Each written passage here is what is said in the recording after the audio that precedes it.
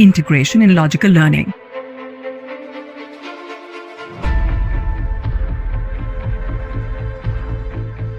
Today we will be talking about the living and the non-living things created by Debarshi Pramanick.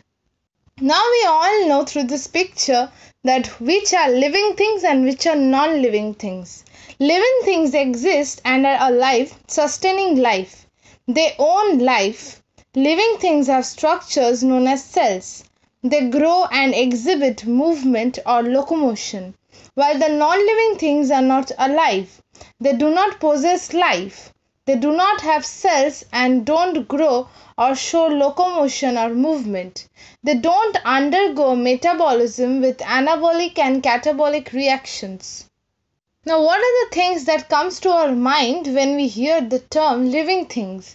Living things can grow. Living things need energy, plants from the sun and water and animals from food. Now, the living things can also reproduce. Plants shed seeds and animals have babies. Living things are sensitive, so they need to be treated carefully.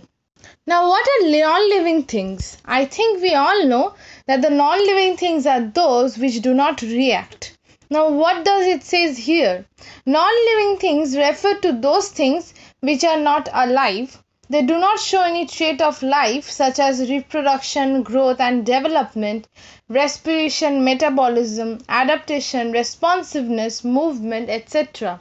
Examples: table, chair, socks, dolls, etc. Now we should go through this chart so that we can briefly see the differences between the living things and the non-living things. By meaning, living things are the creatures that are alive and composed of tiny particles, that is cells, while the non-living things refer to those objects or items that do not exhibit any sign of life. In organization, they are highly organized, while we are talking about living things, and the non-living things are not that much organized. In homeostasis, they maintain a stable internal environment to make the cells function in living things, while in the non-living things, they do not maintain a stable internal environment. In growth, all the living things undergo a regulated growth, while in non-living things, they do not grow. For the survival, the living things depends on food, water and air for the survival, but for the non-living things, they do not depend on anything for survival. Now let's talk about the characteristics of living and as well as the non-living things. For the living things, they grow, move, breathe, eat and reproduce, but for the non-living things, they do not grow, they do not move, they do not breathe, they do not eat and they do not reproduce. Let us discuss about the characteristics of the living things in brief. Grow. One of the best ways you can grow is by making the healthy choices and performing good habits. All living things need to grow and stay healthy. Therefore, they can take in substances such as food and energy to stay healthy. For example, the humans from a baby to a big boy. Now, what is move?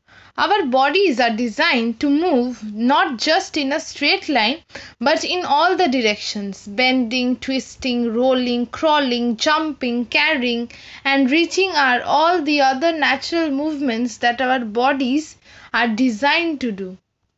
Breathe. Breathe is linked with life. To breathe is to live. When the human beings along with the mammals, birds and reptiles are born, they take their first breath and with their last breath, life withdraws from the body. Eat.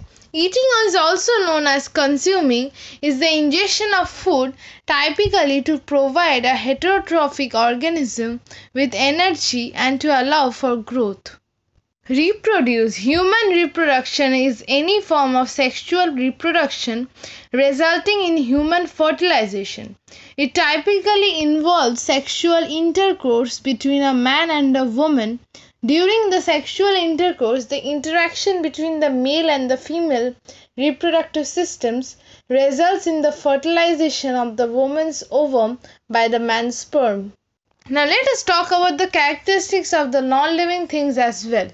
The absence of nutrition, excretion, respiration, reproduction, irritability, and adaptation are the characteristics of non-living things. A non-living thing is one that lacks or has stopped displaying the characteristics of life. I think this is one of the most easiest chapter, but you still having some queries, then you can put them down in the comment box below. Thank you for watching this video.